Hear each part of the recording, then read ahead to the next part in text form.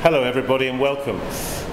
Right now I'm here in Norfolk near Virginia Beach, down in Virginia, and we are here at the Old Dominion University, and I just wanted to introduce you to just some of the crowd here. We've been doing a 2-day workshop, and so let's go into the main room there where they're all diligently practicing. Let's go.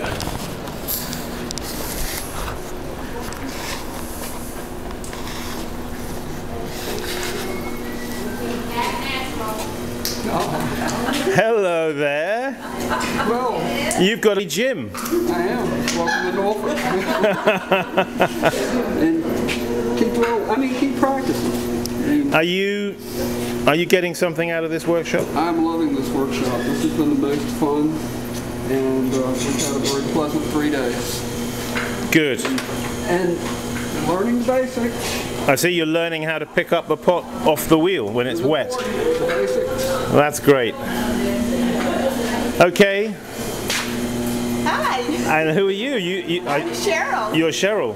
And this is the first teapot I've ever made. It's a wonderful workshop. Oh. I've learned a lot.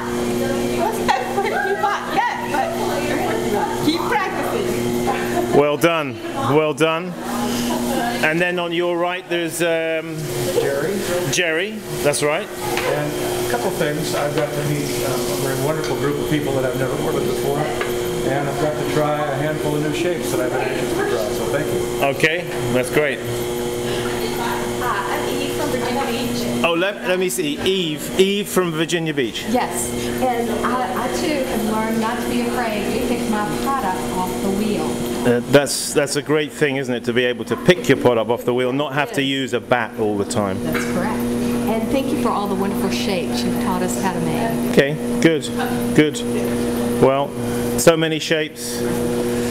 Hi, I'm Suzanne. Suzanne, yes. I appreciate the opportunity to be able to see the variety of techniques that you offer. Good. It's good. been a great experience. Good. And I'm still practicing.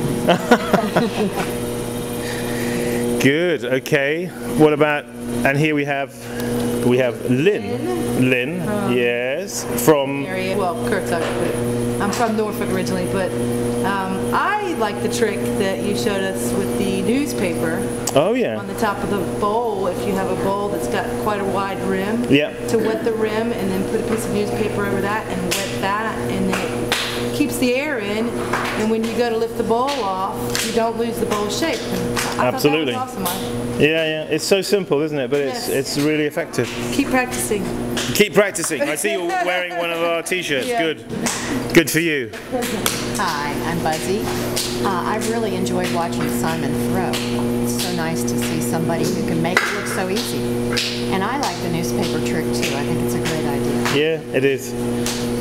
It's a cheap idea, and it you know, you can, so long as you get the outside of the pot sufficiently sticked off, take the slurry off the outside of the pot, it's a very effective way of getting a pot off the One wheel. of the hardest things to do is to move a pot that is slightly damp. Right. I mean, like that pot I made yesterday, that big bowl, Yeah. we had to use the propane burner thing, didn't we, on that? That's right. Good. Ginger. Hey, I'm Ginger. I'm going to feed right into that, what you just said about taking the wet pots off, because watch this, Simon. I couldn't do this before. Hope it works. All dry. Yay, Ginger! Hey, you did that fairly slickly. And keep practicing. Is that because you sort of gained some confidence? Yes, Well, and simply the tip of drying it off beforehand. And go for I it. see you using one of my throwing sticks. I am. I love it. Good on you. Well done. Now, Bonnie, you've been making quite a lot of progress, I think. Yes, my main concern is pulling the pot up, and I feel like I've gained some knowledge in how to raise the pot, resurrect it from the bottom. Right. And this stick is very helpful because it's nice and light, and it's fine, and it's easy to work with. Yeah. I like that. Yeah. I find them good. Yeah. really enjoy watching this road too. Now look, keep your pots coned in at the top. Always keep them in at the top, and you'll be able to do more with the pot. Let's just come around here, and we've got Erin. And where were you from, Erin? I'm from here. I went to ODU, but I never really knew how to choke the clay very well, and that's something that I learned here. I didn't know that when you brought it in that you had to pull it up again to make the clay thinner, and I thought that was really... That's right, yeah, because it gets thicker, doesn't it? Because it compresses. Yeah, I never knew that before. I always have so much clay at the top, and... Yeah, you got it. Yeah, you bring the clay in, you've got to then throw it up into a neck. Well done. Thank you. And over here on my right we have Angie. Is that right? Angie. Hi. I'm from Virginia Beach. I've learned loads and loads. Oh, good. I really like the egg analogy. Oh, the egg analogy. Please repeat. She can't learn it, but you can't remember it. Gosh, yes. Well, the egg analogy was that the egg in your palm of your hand, you can't break it because of the roundness of it.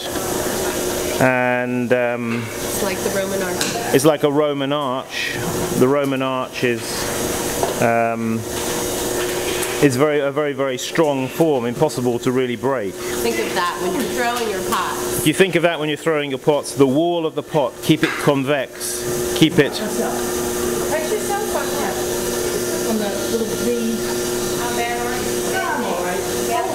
Okay, so that's a good analogy. I really like that analogy. I'll think of that always when I make my pots to make them stronger. That's right. You don't want to bulge. An overhanging concave shape. Keep it convex, and it'll support the weight of the pot above. You're a wonderful teacher. Thank you. Oh, thank you very much. Good. Are you all right? You said you cut your. I just on the bead. I'm all right. Yeah. You have to be careful that with wheels that we don't get caught up with them when they're going around, like necklaces or beads or scarves, because they could get around the wheel. Choke yourself. Yeah, absolutely. Harriet. I'm Harriet. I'm from Suffolk. You're from Suffolk? Yes. Is that near to Norfolk? Yes. Well, that's a bit away. Because in England, Suffolk is south of Norfolk. I lived in Portsmouth. Portsmouth. And I went to Suffolk.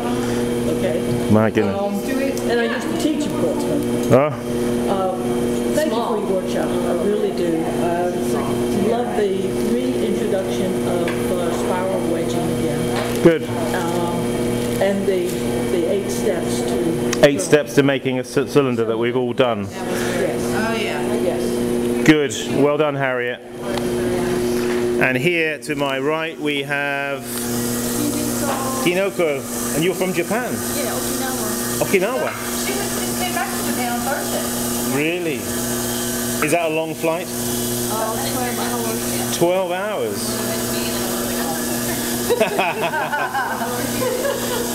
I'm a beginner. Japan, you know, is the paradise of potters.